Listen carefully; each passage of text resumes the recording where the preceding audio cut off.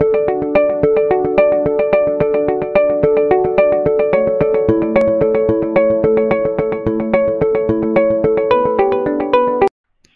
students, I'm your teacher for this lecture. Welcome to the MCQ discussion.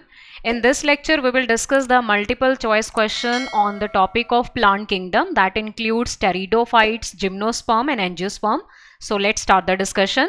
तो सबसे पहला question हमारे पास यहाँ पर है, in case of the pteridophyte the sporophyte consist of the leaf like appendages, जिनको बोला जाता है, फर्स्ट ऑप्शन आता है मेगाफिल, सेकंड ऑप्शन आपके पास है स्पोरोफिल, थर्ड ऑप्शन आता है थैलाई और डी ऑप्शन आपके पास है स्पोरेंजिया। तो इसमें जो थैलाई ऑप्शन है वो बेसिकली थैलस के लिए यूज होगा, जो कि टेरिडोफाइट्स में नहीं है। स्पोरेंजिया वर्ड बेसिकली यूज होता है for the structure which contain the large number of the spore, तो ये भी इसके लिए टर्म यूज नहीं होगा। तो जो स्पोरोफाइट है जिसमें कि लीफ लाइक अपेंडेजेस होते हैं, दो structures are commonly called the sporophyll in case of pteridophytes. Clear? तो ये जो स्पोरोफिल्स हैं ये बेसिकली बेटा छोटे छोटे लीफ लाइक अपेंडेजेस हैं जो together they form a cluster, या तो उस क्लस्टर को हम नाम देते हैं यहाँ पर स्ट्रोबिलाई, या फिर उस क्लस्टर को समटाइम कोन बोला जाता है, which actually consist of the large number of leafy appendages. It is not called megaphyll, it is commonly called sporophyll. तो सबसे पहला जो ऑप्शन हमारे पास बनता है फर्स्ट क्वेश्चन में, that is the B option which is correct, that is called sporophyte.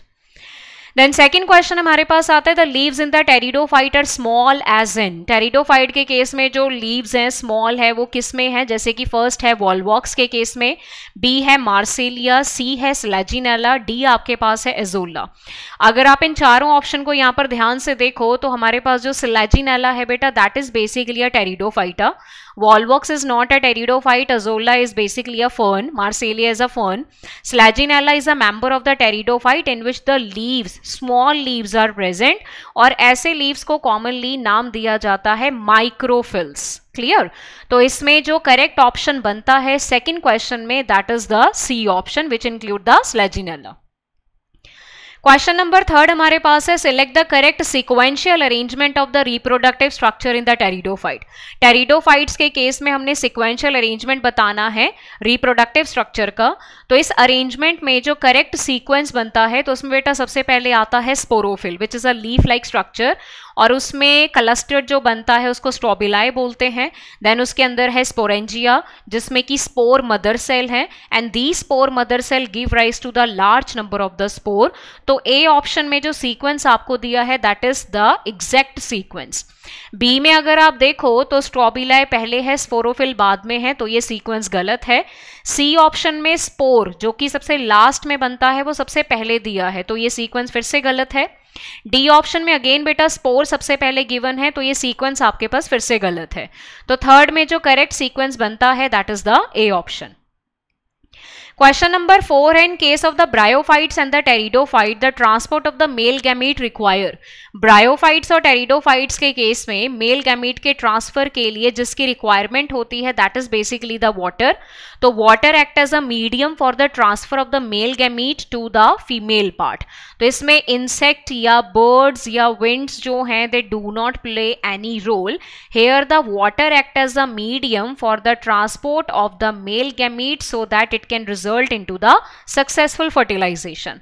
तो फोर्थ में जो बेटा करेक्ट ऑप्शन बनेगा that will be the C option. Question number 5 हमारे पास है, in case of the pteridophyte the spore germinate to give rise to what.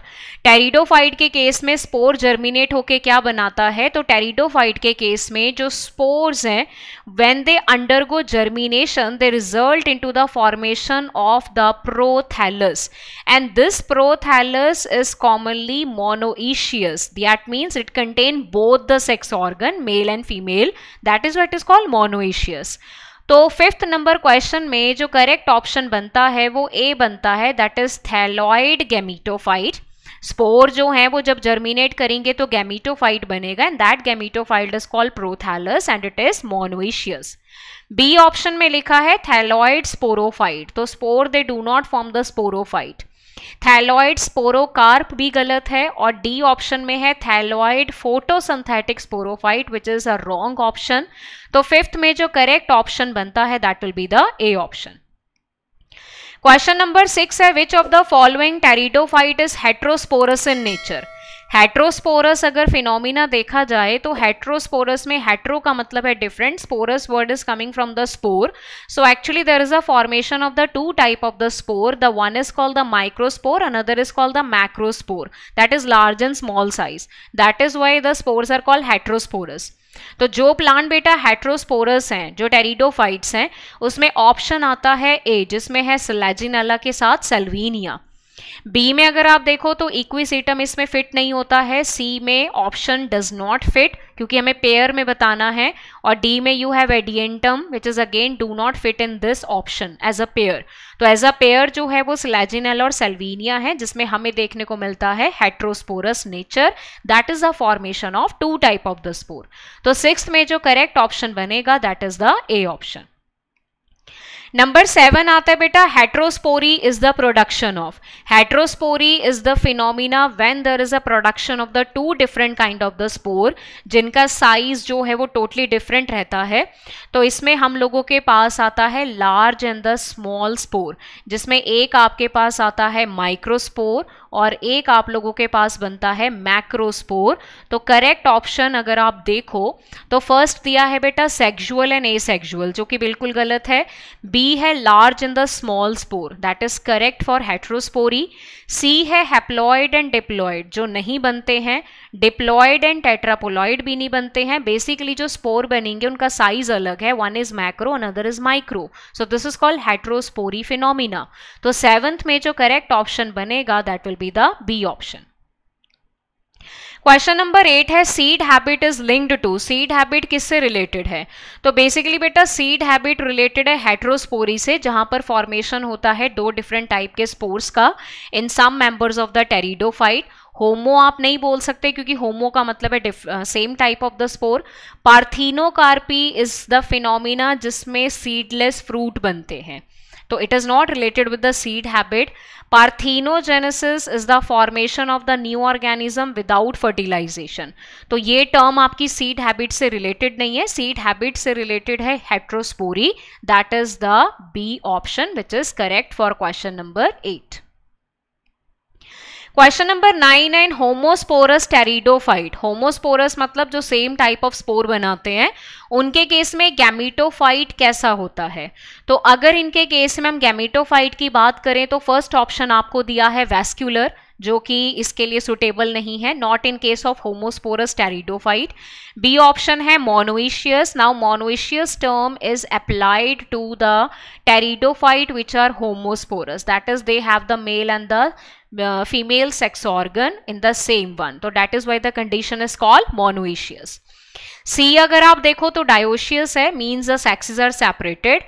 D हम नहीं ले सकते because इसमें है maybe mono maybe dio. It is only mono, not maybe. तो 9th में जो correct बनता है that is the B option. Question number 10 है which one of the following is a correct statement. और ये क्वेश्चन आपका नीट 2013 में आ चुका है. तो फर्स्ट है बेटा pteridophyte gametophyte has a protonemal and a leafy stage. Clear. Second है in gymnosperm female gametophyte is free living. C है antheridiophore and archegoniophore in present in the pteridophytes. और डी है origin of the seed habit can be traced in pteridophyte. तो यहां पर हमने correct बताना है, तो करेक्ट ऑप्शन जो बनता है वो बनता है डी ऑप्शन. क्योंकि अगर हम इसमें देखें तो यहां पर बेटा antheridiophore and archegoniophore are not in case of pterido. Gymnosperm में फीमेल गैमीटोफाइट फ्री लिविंग नहीं होता है, वो डिपेंडेंट होता है स्पोरोफाइट के ऊपर. एंड ए बी ऑप्शन आपके पास इनकरेक्ट है. तो जो करेक्ट स्टेटमेंट बनता है वो डी है, जिसमें कि हम पढ़ते हैं हेट्रोस्पोरी फिनोमिना. क्वेश्चन नंबर 11 है which of the following pteridophytes belong to the class pteropsida. तो टेरोप्सीडा क्लास को कौन बिलोंग करता है वो एज अ पेयर हमने ऑप्शन में चेक करना है. तो 11 नंबर क्वेश्चन में पहला है इक्विसीटम के साथ psilotum. As a pair they do not come under the pteropsida. Second है लाइकोपोडियम के साथ एडिएंटम 11 नंबर क्वेश्चन में, जो कि अगेन एज अ पेयर नहीं काउंट होगा. सी है सेलाजिनेला एंड टेरिस, जो कि गलत है.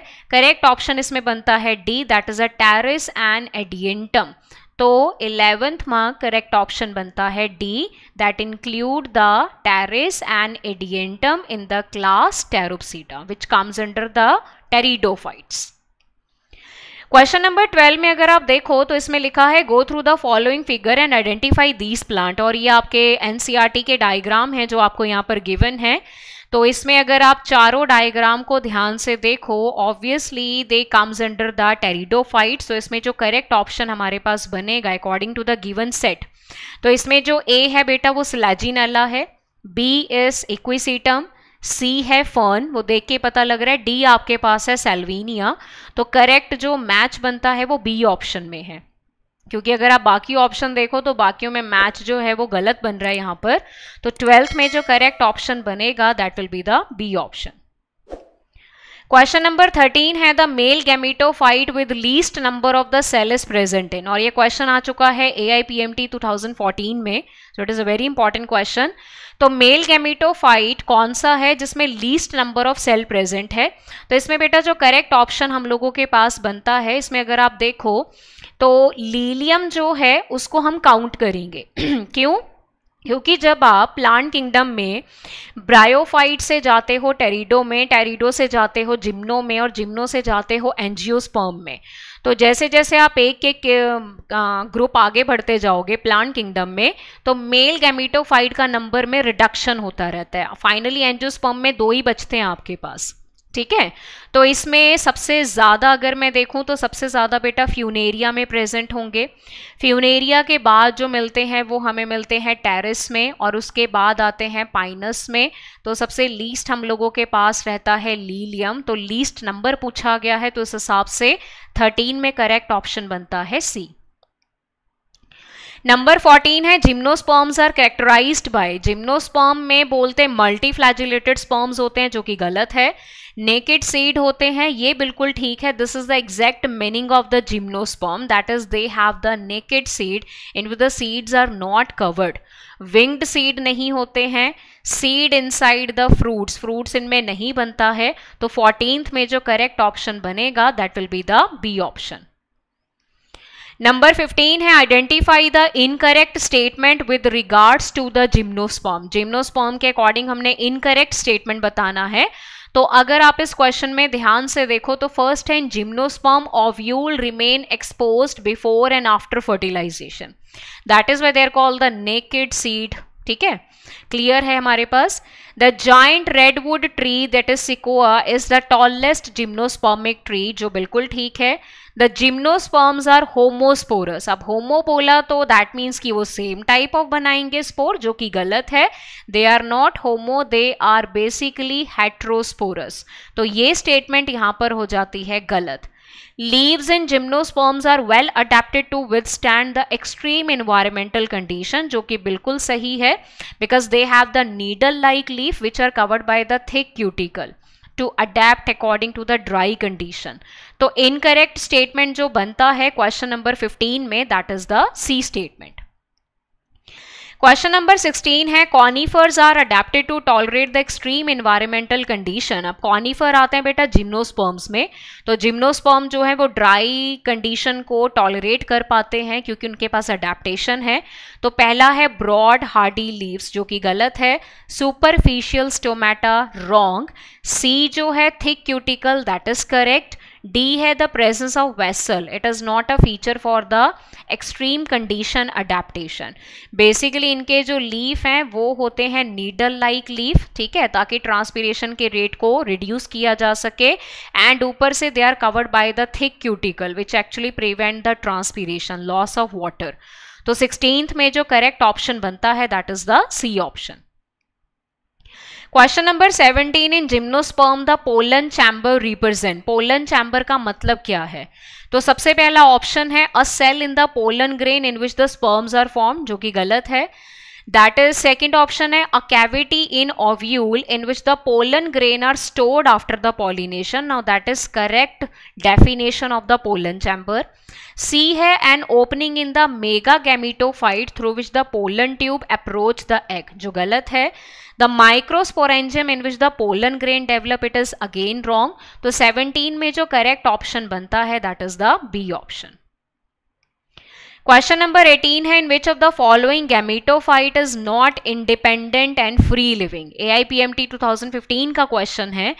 4 एग्जाम्पल आपको दिए, हमने बताना है कि किसमें जो गैमेटोफाइट है वो इंडिपेंडेंट यानी कि फ्री लिविंग नहीं है, दैट मीन्स कि वो डिपेंडेंट है। तो 18 नंबर क्वेश्चन में अगर मैं फ्यूनेरिया की बात करूं, marchantia, pteris, they all contain the free living gametophyte, but in case of D option that is pinus, gametophyte is not independent और फ्री लिविंग। तो 18th में जो करेक्ट ऑप्शन बनता है that is the D option. Question number 19 है, select the correct statement. तो first है बेटा, salvinia, ginkgo and pinus all are gymnosperm. तो पहली बात, फर्स्ट ऑप्शन में अगर मैं सैल्विनिया की बात करूं तो सैल्विनिया इज नॉट अ जिम्नोस्पर्म, ठीक है, सैल्विनिया हमारे पास एंजियोस्पर्म है, तो ये ऑप्शन गलत है। Sikoa is one of the tallest tree, ये बिल्कुल सही है, हमारे पास जो स्टेटमेंट है that is called redwood tree बोला जाता है, जो कि टॉलेस्ट है। The leaves of the gymnosperms are not well adapted to the extreme climate, which is again wrong. Gymnosperms are both homo and hetero, which is again wrong. They are only hetero, not both. तो 19th में जो correct option बनेगा that will be the B option. Question number 20 आता है बेटा, in gymnosperm the nucellus is protected by the envelope and this composite structure is known as what. तो nucellus के around जो लेयर्स हैं जिनको इंटेगुमेंट बोला जाता है वो उसको प्रोटेक्शन प्रोवाइड करती है जिम्नोस्पर्म के केस में। तो इस कंपोजिट यानी कि पूरे स्ट्रक्चर को नाम दिया जाता है ओव्यूल का। It is not known as ovary but it is called ovule, या समटाइम इसको हम बोलते हैं female spore producing organ, clear, in which the nucellus is properly covered by the layer that is called integuments. So that structure is whole known as the ovule. It is not known as ovary. anther या strobili term इसके लिए use नहीं होती हैं। तो 20th में correct option बनता है ए ऑप्शन। 21 है, megaspore mother cell divide A to give rise to B megaspore. तो इसमें ए और बी हमने बताना है। तो megaspore mother cell undergo the meiotic division in which there is reduction in the number of the chromosome and the result into the formation of the 4 megaspore actually. तो B option हमारे पास correct है, क्योंकि बेटा ए में mitotically है जो गलत है, देन सी में ए माइटोटिकली है विच इज अगेन रॉन्ग, और डी में ए डाइनोमाइटोटिकली है which is again wrong. The type of the division which is occur is reductional division, it is called meiosis. तो 21st में जो करेक्ट ऑप्शन बनता है that is the B option.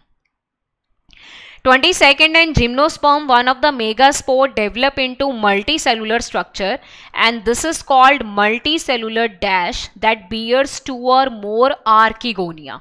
तो 22nd में उसको मेल गैमेटोफाइट नहीं बोला जाता है क्योंकि बात हो रही है मेगास्पोर की। They are related with the female, not with the male. B option आपके पास है मेल गैमीट, फीमेल गैमीट नहीं है। It is the C option that include the female gametophyte. It is a multi cellular structure जो कि megaspore से बनेगा, जिसमें कि आर्कीगोनिया प्रेजेंट होंगे that represent the female part. तो 22 में जो करेक्ट ऑप्शन बनता है that is the C option. 23rd, in case of the gymnosperm, the multicellular female gametophyte is retained within, किसके अंदर उसको रिटेन किया जाता है? तो फर्स्ट है microsporangium. It is actually related with the male, not with the female. Megasporangium, mega related with the female, sporangium का मतलब it is a pouch which contain the female gametophyte. So it is correct option for question number 23। C option में है male gametophyte, obviously it is not related with the female. Archegonia is again the not related with this multi cellular structure. तो 23rd में जिसके अंदर female gametophyte को retain किया जाता है that is called megasporangium, that is B option. Question number 24, in gymnosperm pollination takes place by. Gymnosperm में pollination लिखा है सबसे पहले बाय वाटर, जो कि गलत है।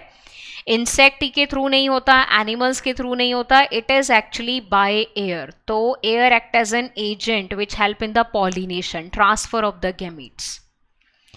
25th में डायग्राम दिए हैं हमें, तो इसको आइडेंटिफाई करना है। टोटल 3 डायग्राम है, अगेन फ्रॉम द एनसीईआरटी, ठीक है। तो इसमें बेटा जो ए है वो साइकस है, बी आपके पास है पाइनस, सी आपके पास है जिंको। तो इसमें अगर आप ऑप्शन के अकॉर्डिंग चलो तो बी ऑप्शन करेक्ट है, A cycas, B pinus, C ginkgo, क्योंकि बाकियों में कॉम्बिनेशन सही नहीं है। So correct option for question number 25 is the B option. 26 है chilgoza, a gymnospermic seed which is eaten as a dry fruit. Dry fruit की तो फॉर्म में चिलगोजा को कंज्यूम किया जाता है बाय द ह्यूमन। तो वो कौन से प्लांट से या कौन से जिम्नोस्पर्म से प्रोड्यूस होता है? तो फर्स्ट है बेटा पाइनस रॉक्सबर्गे, जो कि गलत है। It is a pinus gerardiana which actually used in the production of chilgoza. C है जिंको बाइलोबा, जिसे चिलगोजा नहीं मिलता है। सिड्रस से भी देवदार है वैसे भी ये, ठीक है, इसकी तो लकड़ियां यूज होती हैं, इससे ड्राई फ्रूट नहीं बनता है। तो 26 में जो करेक्ट ऑप्शन बनेगा that will be the B option. 27 है sago starch is obtained from. Sago starch बेटा किससे ऑब्टेन्ड किया जाता है? This product is actually obtained from the tree which is known as the Cedrus. Taxus हो गया, Pinus हो गया, साइकस हो गया, इससे बेटा सागो स्टार्च नहीं ऑब्टेन्ड होता। It actually obtained from only from the Cedrus. तो 27 में करेक्ट ऑप्शन बनता है ए ऑप्शन। 28 है a typical angiospermic embryo sac is usually. अब टिपिकल एंजियोस्पर्मिक एम्ब्रियो सैक की अगर बात करी जाए तो देखो उसके एक एंड पे पड़े हैं आपके पास एंटीपोडल सेल, ठीक है। फिर इस एंड पे आपके पास है एग और उसके साइड पे हैं 2 साइनर्जिड सेल, और सेंटर वाले सेल को नाम दिया जाता है central cell which contain the 2 nuclei. तो 3 सेल यहाँ पर हैं, 3 ऊपर हैं और 1 नीचे है। तो टोटल जो नंबर ऑफ सेल्स में होंगे वो 7 सेल होंगे। तो 1, 3, 5 ऑप्शन से हम इंक्लूड कर देते हैं। डी ऑप्शन जो है 7 celled is correct for the question number 28। 29 में है transfer of the pollen grain from the anther to the stigma of the ovary. Ovary यानी कि जो फीमेल पार्ट है उसमें जो ये वाला पार्ट है that is called stigma which act as a platform for the pollen grain, जहां पोलन ग्रेन आके बैठेंगे फिर जर्मिनेट करेंगे। This part is known as the style, जिसके थ्रू वो पोलन ट्यूब पास करवाते हैं। This part is the ovary, जिसके अंदर ओव्यूल प्रेजेंट है। उन्हीं ओव्यूल के अंदर होता है egg that is a female gamete. तो ट्रांसफर जो पोलन ग्रेन का होगा इस प्रोसेस को बेटा पॉलिनेशन बोला जाता है। क्लियर? तो फर्स्ट दिया है ऑटोगैमी, ऑटोगैमी गलत है यहाँ पर। Pollination is the exact term. Syngamy का मतलब होता है फ्यूजन, एलोगैमी अगेन फ्यूजन। तो ट्रांसफर बताना है तो transfer is simply called pollination. तो 29 में करेक्ट ऑप्शन बनता है बी। 30th है पोलन ट्यूब कैरी। तो जो पोलन ट्यूब है वो पोलन ग्रेन की जर्मिनेशन से बनेगा and that pollen tube actually carry the 2 male gametes. Clear? तो इसमें जो करेक्ट ऑप्शन बनता है 30th में that is the A option, 2 male gametes. 31 है in the flowering plants that is an angiosperm meiosis occur at the time of. Meiosis normally तब होता है when there is a gamete formation. तो formation of bud के time पे meiosis की जरूरत नहीं है। सीड के जर्मिनेशन में there is no meiosis, root primordia में there is no meiosis. Pollen grain यानी कि जब मेल गैमीट का फॉर्मेशन होगा तब मियोसिस की जरूरत पड़ती है बिकॉज गैमीट होते हैं हैप्लॉइड। तो 31st में करेक्ट ऑप्शन बनता है डी ऑप्शन। 32 है डबल फर्टिलाइजेशन। डबल फर्टिलाइजेशन होती है एंजियोस्पर्म में, हायर प्लांट्स में, क्योंकि उसमें 2 बार फर्टिलाइजेशन होती है। तो एल्गी तो बेटा एक्सक्लूड कर दो, ब्रायोफाइट्स भी निकाल दो, जिम्नोस्पर्म्स नहीं है। जो हायर फ्लावरिंग प्लांट्स हैं जिनको बोला जाता है angiosperm, they show the phenomena which is called double fertilisation, जो उनका सबसे इंपॉर्टेंट फीचर भी है। तो 32 का करेक्ट ऑप्शन है सी ऑप्शन। 33 है triple fusion in angiosperm is the fusion of the second male gamete. मैंने आपको बताया कि अगर आप यहाँ पर ओव्यूल का डायग्राम देखो तो जो सेंटर वाला सेल है जिसको सेंट्रल सेल बोलते हैं उसमें 2 पोलर न्यूक्लियाई हैं, दोनों हैप्लॉइड हैं। क्लियर? तो इसके साथ जो सेकंड मेल गैमीट है वो फ्यूज करता है। एक मेल गैमीट तो एग के साथ फ्यूज कर गया, लेकिन जो सेकंड मेल गैमीट है वो सेंट्रल सेल के साथ फ्यूज करेगा। तो यहां पर फ्यूजन हो रहा है 3 न्यूक्लियाई का, तो इसलिए इसको ट्रिपल फ्यूजन बोला जाता है। तो it is the fusion of male gamete with the two polar nuclei. Antipodal में फ्यूजन नहीं होता है या साइनर्जिड जो है वो फ्यूज नहीं करते हैं, तो इसका करेक्ट ऑप्शन बनेगा ए ऑप्शन। 34 है angiosperm differ from the gymnosperms in having what. Angiosperm और जिम्नोस्पर्म में बेसिक फर्क हमने बताना है, तो बेसिक फर्क बेटा फ्रूट का ही है। Angiosperm are the flowering and the fruiting plants. They actually produce the fruits in which the ovary converts into fruits after the fertilization, but that does not happen in case of gymnosperm. Cotyledon, tracheids और broadleaf तो मिल जाएंगे, main difference बताना है fruits में। तो 34 में जो correct option बनेगा that is the A option. 35 है स्मॉलेस्ट फ्लावरिंग प्लांट। तो स्मॉलेस्ट फ्लावरिंग प्लांट जो हमारे पास बनता है दैट इज जिंको, तो बेटा फ्लावरिंग प्लांट में नहीं आता। Tulip is not the smallest one, sweet bay is not the smallest one, it is the Wolffia which is called duckweed, commonly इसको डकवीड बोला जाता है। It is the smallest flowering plant. तो 35th में जो करेक्ट ऑप्शन है that will be the B option. 36 है बेटा the tallest tree species. Tree species बतानी है टॉलेस्ट, ठीक है, तो एंजियोस्पर्म में बताना है, तो पाइनस, सेड्रस, सिकोआ नहीं आएगा, इट इज अ यूकेलिप्टस। तो 36 में जो करेक्ट बनता है that is the D option. 37 है angiospermic plants are divided into. Angiosperm में दो ही आपके ग्रुप्स दिए जाते हैं। एक ग्रुप आता है monocotyledon which contain the single cotyledon, एक आता है dicot which contain the two cotyledons. तो यहां पर जो सी ऑप्शन है वो करेक्ट है, that is both A and B, दोनों ग्रुप्स आते हैं एंजियोस्पर्म में which are the flowering plants. तो 37 में करेक्ट ऑप्शन बनेगा सी ऑप्शन। 38 है the endosperm in angiosperm develops from. अब एंडोस्पर्म बनता है बाय द ट्रिपल फ्यूजन, जिसमें दो पोलर न्यूक्लियाई आपके फ्यूज हो जाते हैं बेटा विद वन मेल गैमीट के साथ, तो ultimately there will be the formation of a structure which is called endosperm. तो इसका जो आंसर आता है वो सेकेंडरी न्यूक्लियस आता है, क्योंकि two polar nuclei are also called secondary nucleus, ठीक है। तो इससे बनता है not from the zygote, not from the polar nucleus, it is coming from the secondary nucleus. तो 38 में करेक्ट ऑप्शन बना बी ऑप्शन। 39 है an angiospermic ovule central cell of the embryo sac prior to the triple fusion contain। Obviously triple fusion से पहले अगर आप central cell को देखो तो उसमें दो हैप्लॉइड न्यूक्लियाई प्रेजेंट होते हैं।